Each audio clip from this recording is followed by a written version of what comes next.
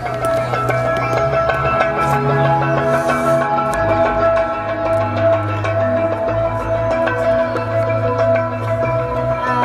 po si Jenilyn Fernando at una po kaming nagkakilala ni Ate Campi dito po sa church dahil dito po ako unang naglingkod kay Lord at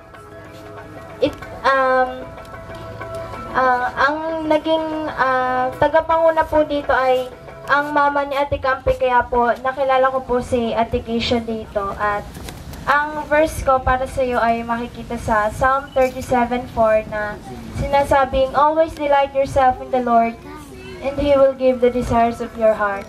Nandun na lagi mong ilagak at yung tiwala mo para sa Panginoon at yung lahat ng hinihiling mo, dinidesire mo, gusto mong makamit sa buhay mo, ay makakamtan mo. Basta stay ka lang kay Lord palagi at happy birthday. At itong gabing ito ay isang patunay na isa sa mga patunay na natupad yung desire mo kay Lord na magkaroon ng isang okasyon na gaya nito. Happy birthday!